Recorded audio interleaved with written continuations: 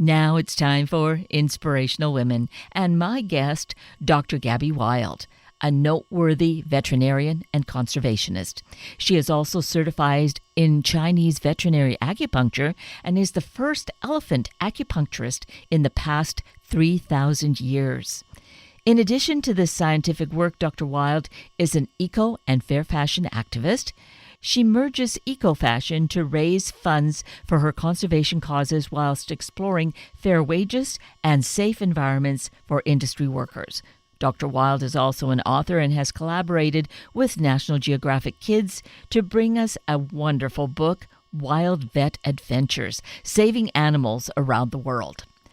During this pandemic, we've had to slow down to some degree. Hopefully, we've been able to see the impact of our life and lifestyle on our fragile planet. Written for kids, this book is a perfect education for all ages. Dr. Gabby Wild, good morning, and thank you so greatly for being with us this morning. Good morning. Thank you for having us. Well, I am just so excited because you are an amazing woman, and you, in all the amazing work that you do, I'm going to use this word a few times, I guess, you have this really amazing book, Wild Vet Adventures, Saving Animals Around the World with Dr. Gabby Wild. And, as an adult, I just love this book. I can just lose myself in it. And I can imagine that because it's written for a younger audience, well, it's National Geographic's Kids who has published this. So it is for kids, for youth. But I think any of us will learn something invaluable by picking up this book. Wouldn't you agree? I would certainly hope so. Absolutely. Although Nat Geo and I targeted the book for mostly 7 to 12-year-olds, even my 17-month-old son opens up the book and looks through the pages and goes, ooh, and he sees cool things. Certainly stops and recognizes that there's a mummy in the book as well. But adults, too, I find whether it's a book on kids for engineering or kids in space, I'm learning things about it. So even for adults, the book takes everyone on a journey throughout the different continents to look at the different vibrant species that are characteristic of their homes. So, of course, vibrant species like a cheetah, but then the unique species that people may not have even heard of, like pangolins or dung beetles. I'm sure people have heard of them, but less charismatic until you read out the book and see what they're really like. And then it's so important that they learn not only cool facts about the animals, but also how a veterinarian approaches these different species. And then more importantly than even all of that is how humans interact with their animals, whether it's the impact the animal has on people or people on these species. And getting that understanding of the different cultures around the world was really important to me when I made this book with National Geographic. So that is a very key point in terms of being that so much more aware, being informed and educated about these incredible animals and their habitat and how we as humans are impacting what their future will be like. I hate to have to say if they have a future. So this is to make sure that they do, because if we are informed and we can do that with this kind of education, then there is hope for a future. Yes, and what's so important to understand is it's not just their future, it's ours. Our ecosystems are interlinked. We see that just having, for example, the radioactive material from Japan affected the fishes and wildlife in the oceans in the Pacific, that's had other effects upon us here in the United States. So this isn't something that's isolated, and the more we come to recognize that it's a one health philosophy, that our world is highly interconnected, it's not just going to be about saving this elephant, about saving this species. It'll be about what happened when we destroyed that species, that we thought it was just a little brown bird, but it had this X effect, and that effect resulted in this entire ecosystem potentially being severely affected, and that ecosystem being affected the people, which later could lead to other issues of famine, war, water deprivation. And so the more we come to recognize that all of these smaller impacts later build up is something that we need to be very cognizant of. If I can interject a few scary facts, about 26% of all mammals, 30% of sharks and manta rays, 13% of birds, a little under 50%, like 42% or so of amphibians are at risk of extinction. That's petrifying, especially knowing that we have yet to classify 86% of wildlife or life on the face of the earth, let alone what's underneath the ocean. So these are things we need to be thinking about. Oh, without question. So on the point then of the bird species, and I'm mentioning this one in particular because I know that this is a very current topic that there right now at the government level, at the federal level, there is a reversal of something that happened in just the last. Actually, it was signed into law, I think, in November or December, about the birds, and accidental killing of birds was not going to be held, a person was not going to be held accountable, or a company wouldn't be held accountable for that. Perhaps this is just brand new news to you, or maybe you're very aware of that. Yes, so although that has now been enacted, what the impact of that will be has yet to be determined. Naturally, if people feel like there's less law enforcement for it, they're going to do as they please. The big question whenever we say, we put an act into place, is who's going to enforce it. Mm-hmm. So was that being properly enforced prior to the law, or was it not? I don't know the data on that. But all I can say is by no longer having that potential enforcement, we now no longer have the ability to protect them the way we need to. And that's where, rather than looking for a law that will have to enforce it, I think what you're really encouraging all of us to do, as you have done, is to really become more aware of our environment and our interconnectedness and the value of all life in that way, and to regard it as precious. Certainly. There's only so much time during the day to learn about all of the social issues going on in this world. But if you can try to focus on the things that are near and dear to you, and if you're listening to this, it would probably therefore be wildlife and conservation, then learning about it and understanding what we need to be doing to protect our planet and our resources is of absolute essential necessity right now, because we are running out of time. So was this your inspiration to pursue your career, your life in veterinary science? Had it to do with conservation? Certainly. So my natural love of wildlife started as a child, but it was as I began to work with elephants when I was 16 that solidified that this was the area of veterinary medicine that I wanted to go into. And I just had a natural penchant and love for it.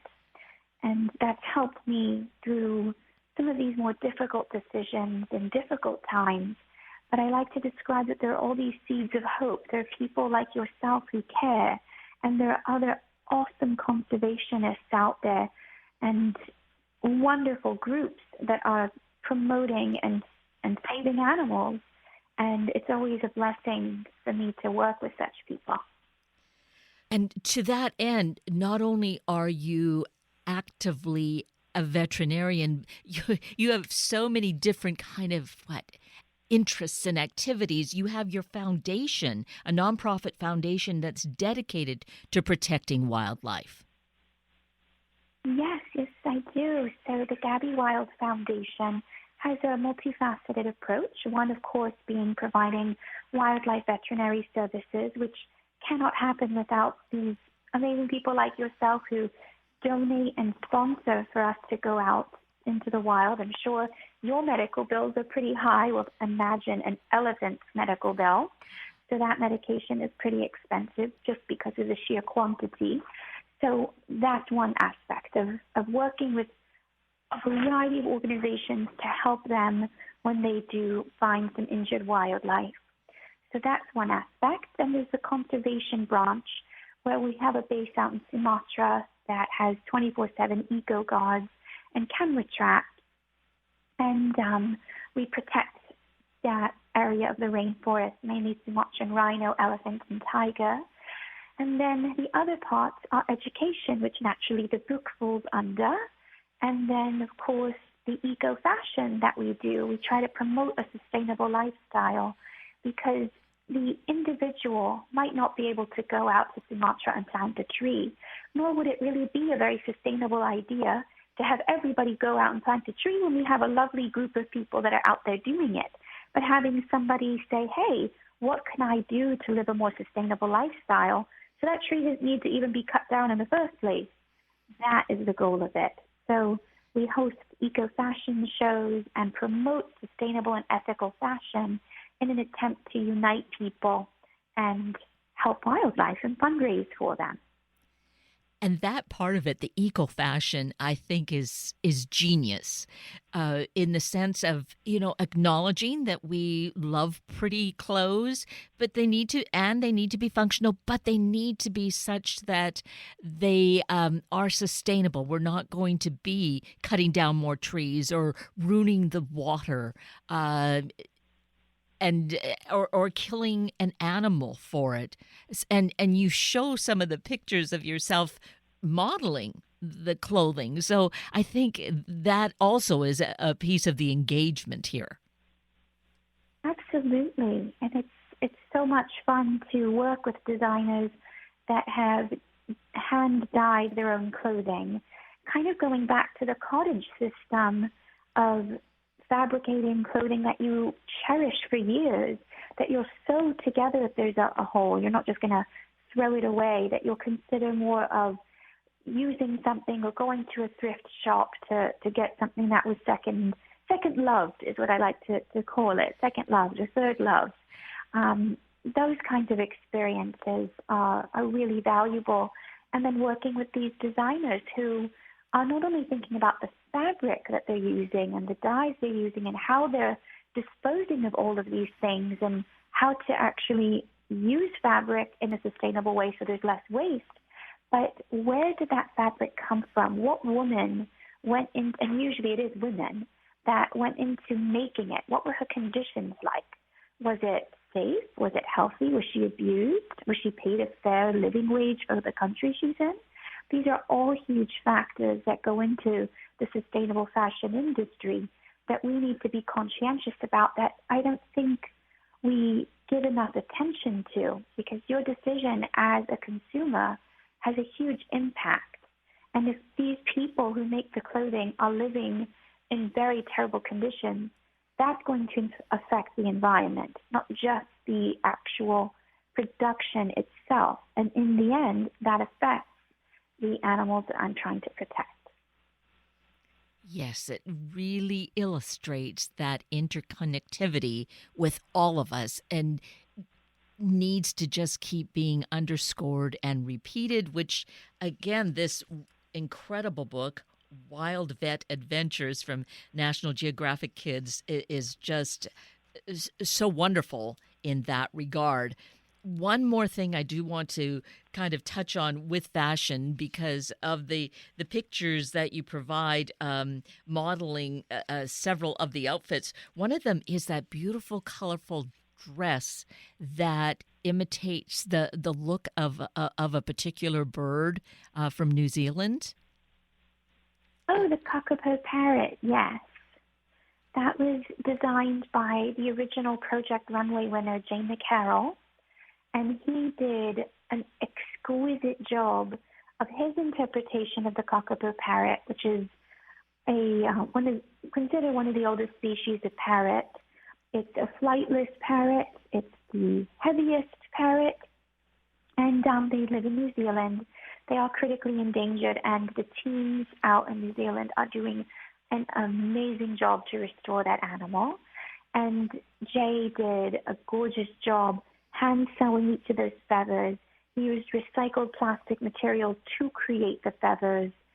His work was just unbelievable.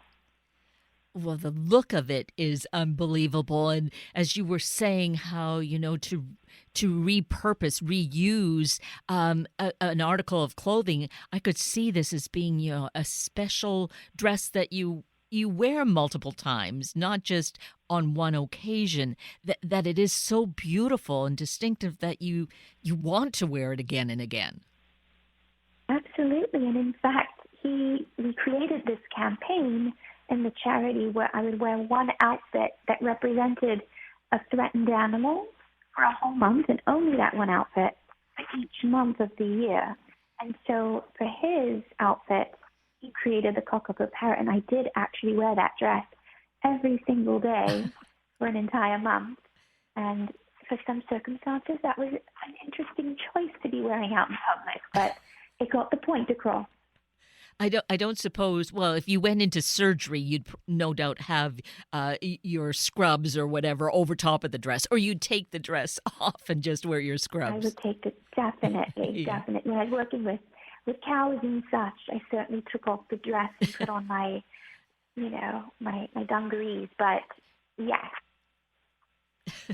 So that is a wonderful aspect of this foundation, of your Gabby Wild Foundation. And it just shows, I think, that way that everything is so interconnected, because we don't necessarily maybe think consciously of, that fashion is related somehow to the environment. But here you are underscoring that. Absolutely. And then the more we delve into each thing we purchase, the more we realize its impact on the environment. So again, that heightened awareness of what we're doing and the impact that we have on our dear, wonderful planet, which it could survive well enough without us. And we're certainly giving it, right? Can't it? Absolutely. Yes. Absolutely. I couldn't underscore what you're saying enough. It's our physical impact on the environment that has really caused for this, what we are calling the sixth mass extinction. Although most people traditionally think of it more as, we poached these animals, that was more the issue of the Ice Age. But at this point, it's mostly what we're doing to the environment itself, either by encroaching it or by habitat degradation or destruction. Right. And so here with this book, for all ages, as we had said earlier, Wild Vet Adventures, and traveling around, which you have done yourself, of course. This is not just taking someone else's experiences or pictures. You have done this travel and have reached out and worked with these different species on these different continents to provide this really overall global story for us. Yes. So this book, a lot of people might ask, how long did it take to write? Well, it was a process of, all these amazing individuals from National Geographic over about 3 or so years. But the key is that this is my life work. I've traveled, as you said, all over the world to help these unique creatures. And on many occasions, I don't have a great film crew or anybody taking fabulous photos. But on certain occasions, I do, and we try to highlight as many of the experiences as we could within a reasonable amount of pages. That's been the joy of bringing my world to you guys and giving you a different perspective of the world. A big a big thing that I have found in working with wildlife and internationally is a cultural perspective and being very culturally sensitive of other organizations. We come from, as you can hear from my accent and such, we come from a Western perspective of life, and in many of the developing nations, where women are perceived and how women work is very, very different. And I don't judge it as good, bad, or ugly. It just provides me with a wonderful experience to learn their sensitivities, be respectful of what they would prefer a woman do, and then, if they trust me, to allow me to do it. And a really good experience to delve into that was when I was a new vet, and I had been working at the King's Elephant Sanctuary and Hospital, and one of the mahouts, or elephant trainers, who would bring his elephant commonly to be checked on at the hospital, didn't want me to work on it because he didn't feel that a female doctor would be the appropriate choice. And these other veterinarians had known me since I was 16 and had trained me, and they were like, you are going to have Dr. Gabby take care of your elephant, and that's fine, or otherwise you're going to leave. And it was interesting from that experience because not only did he enjoy working with me, every time he returned, he would tell him, I don't want that doctor, I want Dr. Gabby. And it was so interesting developing that kind of a relationship and not trying to push my way as a woman and try to erode his personal cultural norms and what they might see, but just to be respectful of how they perceive things. And I think bringing people on my journey gives you a unique perspective as well on cultural norms. Just the best way to educate, isn't it? With just being and doing your work. Absolutely. Right? Yes.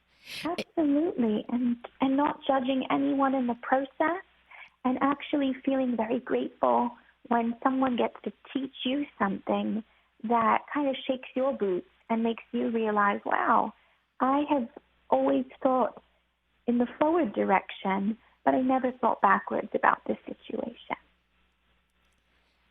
Which is beautiful.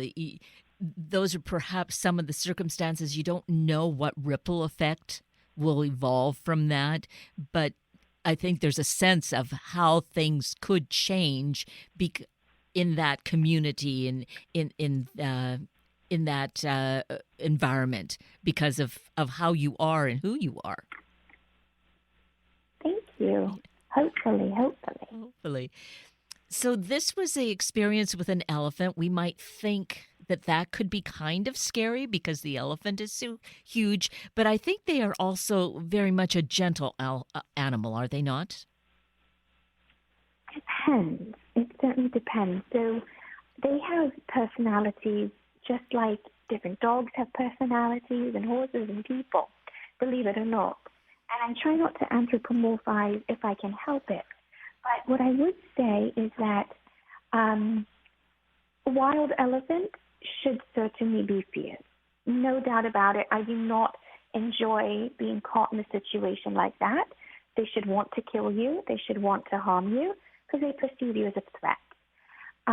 I've worked with a lot of domesticated elephants, mainly because of the logging industry and what it's done to elephants and how they've changed their usefulness in Asia, and of course in the zoo settings where they are familiarized with us.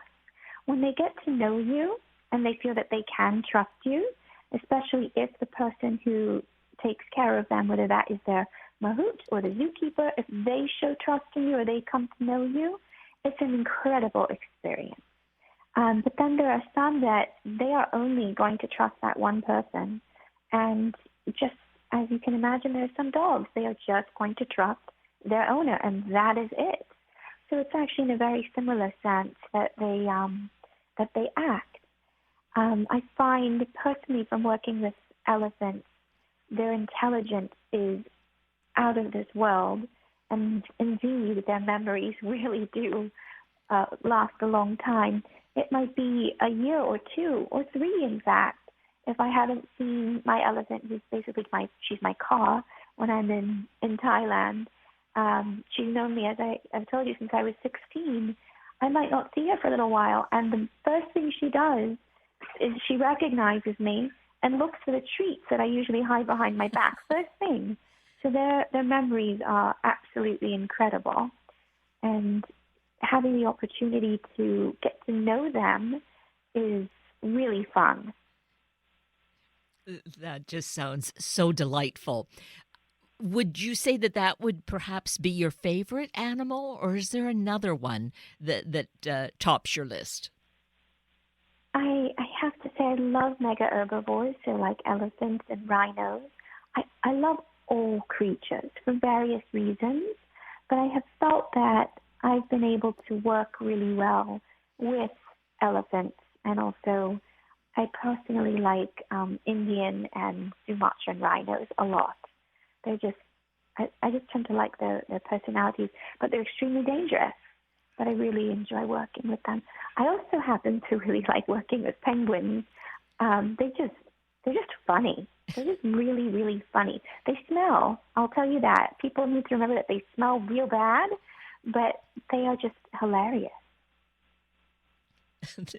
That is so delightful to hear. Some of this, a lot of this we can find in the pages of this remarkable book from National Geographic Kids, Wild Vet Adventures, Saving Animals Around the World with Dr. Gabby Wild. And really, I just can't state enough how fascinating, but beyond fascinating and educational, it's so critically important, as we said at the outset, of the awareness that this brings to the need for us to be aware of nature, of wildlife, and how this is the only way for our planet to survive is for us to really have that awareness. Absolutely, and thank you so much for echoing that to all your listeners. Well, I am more than happy to do that because it is so critically important. We're not going to be able to survive and have a good life if we are going to be just crushing some of these more vulnerable populations that are critically important to the whole ecosystem of our planet, right? 100%. Yes. Well, I am just so grateful for you, Dr. Wild, and for the work that you're doing, and for certainly taking time with us this morning. It's just been so informative and delightful, so interesting. Thank you so greatly for the work that you're doing, and I hope that we'll perhaps, actually with your website, we can follow you and get more information, right? Yes, please do. The website is gabbywild.org. And then our social media, we post a lot of videos and photos on Instagram, so it's dr.gabbywild. And then on Facebook, of course, and Twitter and YouTube, we're going to be releasing a little episode later this month about the adventures we go on, so you can feel the way it is on these crazy, wild adventures. Well, we must make sure to do that. So again, thank you for your incredible work. Thank you, and I hope you stay wild. You as well. That brings us to the end of a very full hour of Inspirational Women with Dr. Gabby Wild and Sunday Morning Magazine with Anna Gottlieb and Matt Cave. I'm Kate Daniels, your host, and I greatly appreciate your sharing this hour with me and these special guests. For details you might have missed or information you'd like to know, please just send me an email, kated@warm1069.com, and I will get right back to you.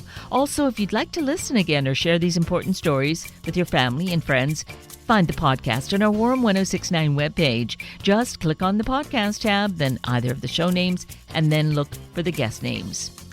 I now wish you and your family a day of creativity in all areas of your life. Have a week of the same, and then please plan to join me again next weekend for another hour of Sunday Morning Magazine and Inspirational Women on Warm 1069. Good morning.